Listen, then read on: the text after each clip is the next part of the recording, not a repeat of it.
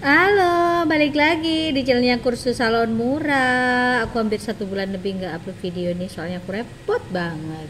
Jadi kita hari ini sharing-sharing ya, sharing-sharing mengenai gimana nih puasaan kali ini atau lebaran kali ini, pendapatan salon kalian tetap stabil atau menurun.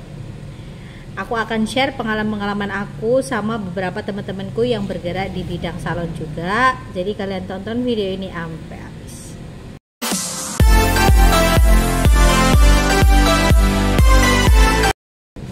Nah, sebelumnya aku ucapin minal aidin wal faizin ya. Mohon maaf lahir dan batin. Jadi aku mau share pengalaman pribadi aku. Gimana sih untuk momen lebaran tahun ini maksudnya di bidang usaha salon ini menurun atau stabil atau jalan di tempat atau menurun, terjunnya bebas banget. Ini kalau aku pribadi sendiri ya. Kalau aku pribadi sendiri itu alhamdulillah masih stabil, sudah ketutup operasional semuanya, sudah bisa bayar pegawai, sudah bisa bayar THR pegawai, terus ada lebihnya segala macam, semuanya alhamdulillahnya stabil. Terus lagi beda ya, maksudnya tahun ini sama tahun kemarin kalau menurut aku pribadi itu sangat beda. Bedanya nilai, maksudnya daya beli masyarakat itu sedikit menurun. Kalau untuk orang-orang yang usahanya itu offline, seperti kayak kita salon ini kan offline ya, itu sedikit menurun. Beda dengan tahun kemarin. Kalau tahun kemarin itu momen dimana masa transisi masih ada covid itu orang enggan untuk mudik ya kan, hanya beberapa aja. Tapi kalau tahun ini tuh menyeluruh orang itu mudik ke kampung, jadi otomatis kemungkinan besar uangnya dialokasikan untuk operasional mudik ya kan, untuk beli oleh-oleh segala macam. Jadi untuk nyalon itu ya nyalon, tapi mereka mencari yang murah. Dan murah dalam konotasi kalau di dunia salon itu macam-macam.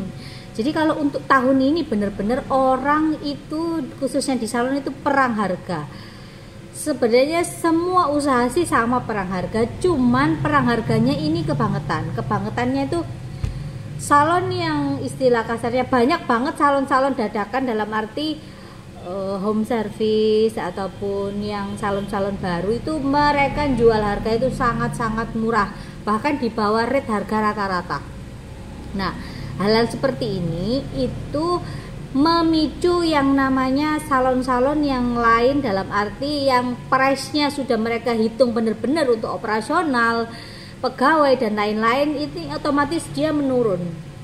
Karena banyaknya salon-salon yang masih baru bermunculan, mereka harganya itu di bawah rata-rata. Nah, hal-hal kayak gini ini sangat merugikannya itu merugikan salon-salon yang sudah memiliki nama, salon-salon yang jam terbangnya sudah tinggi, dia mematok price harga itu sesuai dengan pengalaman dia. Karena setiap tenaga profesional ini mempunyai rate harga sendiri-sendiri. Di sini aku berbicara tidak menyalahkan yang pemain baru yang mematok harga lebih murah, cuman kalau kalian pikir secara logika ya, dengan memberi harga murah, oke, mungkin salon kamu akan ramai. Tapi jatuhnya itu tidak menutup operasional loh kalau kita pikir secara logika. Karena kan namanya kita usaha itu harus jangka panjang. Jangka panjang di mana ini segala sesuatunya itu harus diperhitungkan. Mulai dari operasional salon, meliputi listrik, air, segala macem, terus lagi pegawai segala macem. Itu kan terinci. Kalau salon-salon yang mungkin jam terbangnya sudah tinggi dan sudah punya nama, hal-hal seperti ini tuh terhitung semuanya. Makanya terkadang mungkin nilai smoothing itu bisa ratusan ribu, karena mereka pertimbangannya bukan hanya sekedar obat, pertimbangannya banyak. Nah, biasanya kalau yang jual murah itu terkadang mereka dikerjain sendiri ya, kerjain sendiri dengan nominal murah, tidak kasih ongkos sama pegawai.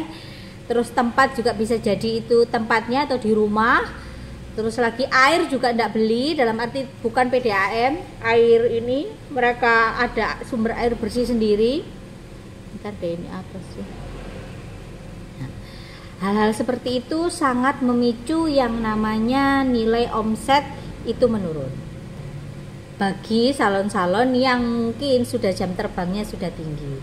Bahkan salon-salon temanku yang sudah lama-lama, dalam arti dia ini settle banget, itu mengatakan kalau tahun ini tuh berbeda dengan tahun kemarin.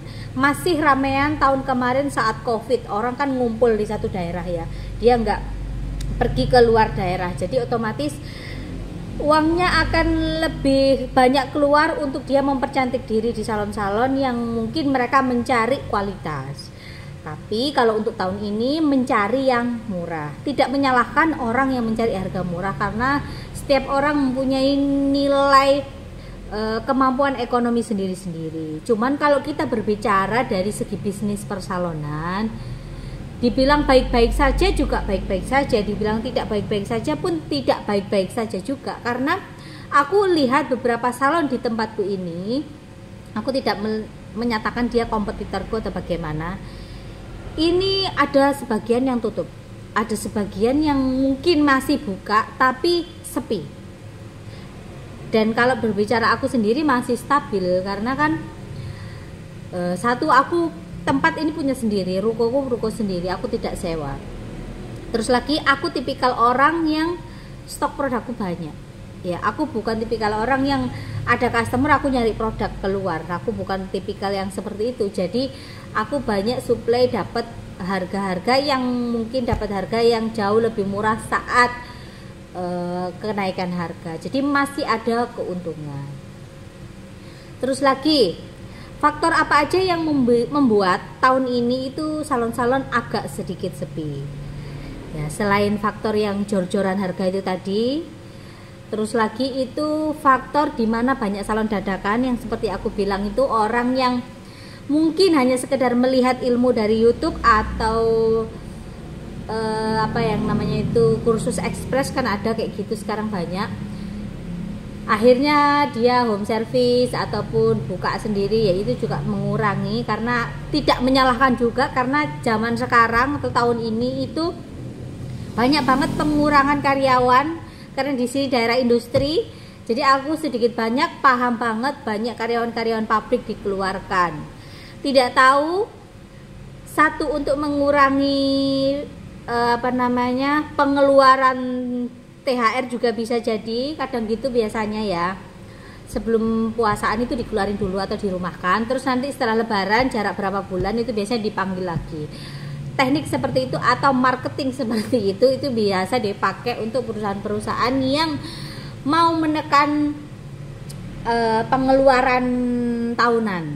Ibarat kata itu kayak THR segala macam itu kan pengeluaran tahunan ya. Terus lagi, bentar goyang-goyangnya. Terus lagi faktor di mana banyaknya produk-produk yang dijual bebas yang tidak semestinya. Contohnya, waktu puasaan kemarin ada customer dia mau treatment keratin tapi membawa obat sendiri. Nah, di list cara bekerjanya itu tadi adalah diolesin di rambut, setelah dicuci posisi cuci kering, terus habis itu dioles.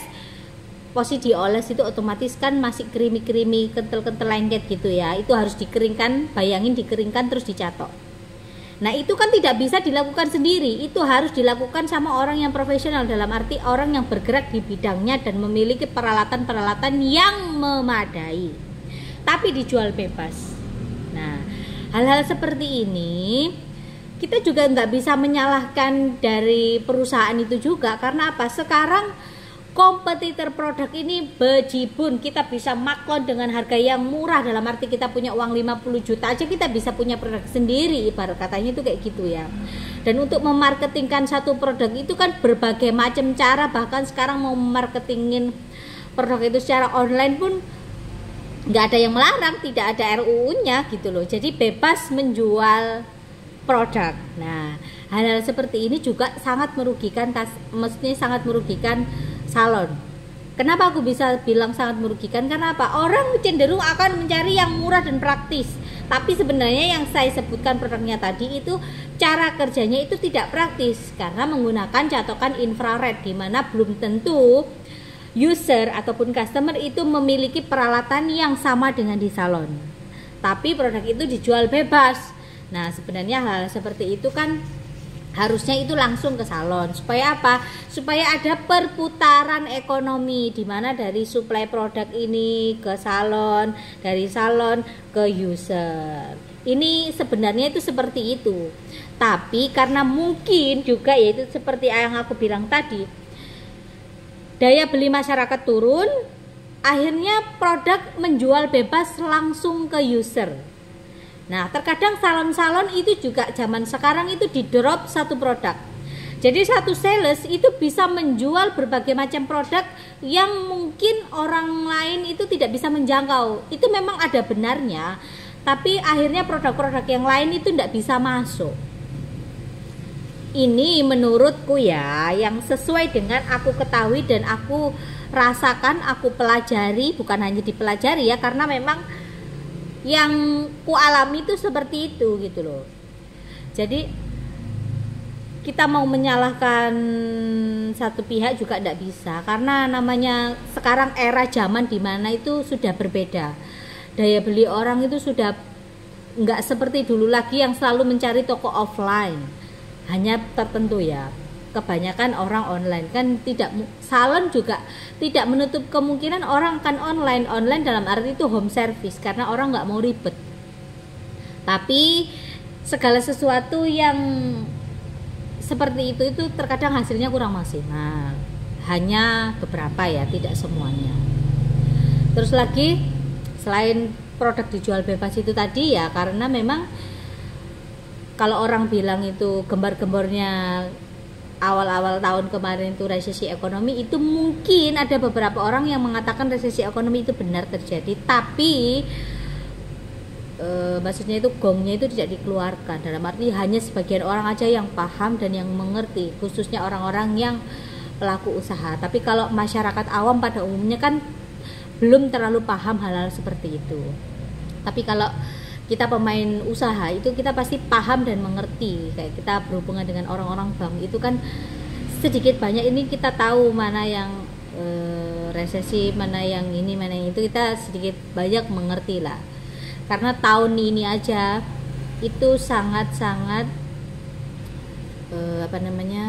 sangat-sangat berkurang jauh, khususnya ya itu tadi. Kalau untuk orang usaha itu ya jalan, tapi ya pokoknya istilah kasarnya pekpok itu ya, bahasa Jawa ini itu sudah bagus loh. Makanya aku lihat salon temenku tutup itu gimana ya, ya karena imbas ini tadi juga bisa jadi gitu loh. Apalagi kalau terkadang kita sewa tempat itu juga bisa dibilang itu casnya itu besar banget. Makanya kalau kamu punya usaha salon terus kamu sewa, kamu perhitungkan bener-bener cas kamu ini. Supaya apa? Supaya kedepannya kamu itu bisa bayar sewa lagi. Kalau kamu nurutin jual murah, nggak akan ada habisnya. Kamu istilah kasarnya hanya untuk beli modal krim-krimmu lagi, obat-obatan lagi. Tapi kalau untuk nilai nilai keuntungan kamu itu sangat tipis banget. Itu sampai bagian sangat tipis banget. Bahkan aku ada usaha yang lain itu juga ibarat kata nih ya, dibilang ya biasa aja, omsetnya itu nggak bisa yang terlalu ya. Ini di luar salon loh ya, karena itu tadi menurunnya daya beli masyarakat. Kalau daya beli masyarakat sudah turun, itu sudah bahayanya itu bisa yaitu tadi resesi ekonomi. Tapi ya wallahualam, kita kembali lagi ke mana, ke ilmu di mana ilmu yang dikasih sama yang di atas, rezeki sudah ada yang atur. Tapi kembali lagi, namanya kita prediksi dan menjalani semua yang ada di lapangan ini kan berbeda dengan istilah kasarnya itu orang bilang begini begitu, ini masih rame, ini masih itu segala macam, itu beda kalau kita mengalami sendiri gitu loh. Terkadang aku ngomong aja, aku kadang juga bingung mau menyampaikannya itu seperti apa, karena memang daya beli masyarakat sekarang ini kan lebih ke online. Jangankan orang lain, aku terkadang beli kebutuhanku sendiri aja aku sudah males untuk keluar karena kan aku pekerja, harus ngurusi yang di sini, yang ngurus yang di sana, itu sudah tidak ada waktu. Tapi kalau kita berbicara globalnya di dunia usaha salon, banyak yang mengeluhkan ini tidak seperti tahun kemarin. Tapi setidaknya kalau misalkan jalan di tempat atau setidaknya masih ada untung sedikit, itu sudah dikatakan masih stabil lah ya usaha salon kalian. Jadi kalau kalian usaha salon itu jangan kalian mengharapkan yang terlalu, ekspektasi kalian yang terlalu tinggi. Karena apa? Segala sesuatu itu bisa terjadi. Ya contohnya kayak misalkan dibom dengan produk dijual bebas, itu otomatis salon sudah begini. Ya. Kalau salon sudah begini ya otomatis kalian harus putar otak gitu loh. Jadi kalau kalian tahun ini merasa kalian ini omsetnya biasa aja, ya kalian tetap bersyukur. Stabil pun juga bersyukur, yang penting nggak sampai tutup. Karena gimana ya, banyak banget pabrik-pabrik ini yang ngeluarin pegawainya atau karyawannya itu secara sepihak. Kalian juga pasti ngikutin lah berita-berita yang ada di aplikasi-aplikasi itu, yang di ya aplikasi item itu kan banyak tuh, karena pabrik itu kan nggak jauh dari sini ya, jadi sedikit banyak itu kita ngerti dan mendengar juga kalau banyak yang dikeluarin juga gitu loh. Kalau sudah banyak yang dikeluarin otomatis orang itu kan satu, dia lebih menghemat untuk kehidupannya, dalam arti menekan yang namanya pembelanjaan ataupun pembelian. Yang kedua, mereka akan membuka lapangan pekerjaan sendiri, dalam arti bisa jadi mereka usaha sendiri, tergantung usaha yang diminati ini apa. Kalau misalkan di bidang usaha salon ya otomatis kompetitor kita juga semakin banyak. Kita juga harus menyadari hal seperti itu. Tapi yang pasti kembali lagi ya, rezeki sudah ada yang atur. Jadi kalau kalian punya usaha salon tetap semangat yo, tetap semangat. Ojo gampang putus asa. Namanya orang usaha naik turun nyungsep jempalik itu sudah biasa. Kalau kalian nggak ngerasain kayak gitu namanya kurang sedap hidup kalian. Oke, terima kasih buat kalian yang udah nonton. Halo, balik lagi di kursus salon murah. Jadi di video kali ini aku mau cerita-cerita nih, nggak bahas produk. Sebenarnya banyak sih produk yang mau aku review, cuman lagi kak pengen aja ya nge-review produk, soalnya aku lebih senang sharing-sharing kayak gini. Nah, jadi aku mau sharing sama kalian. Plus minusnya kita punya atau buka kursus salon sendiri. Kalau kalian mau tahu nih penjelasannya apa, kalian tonton video ini sampai habis.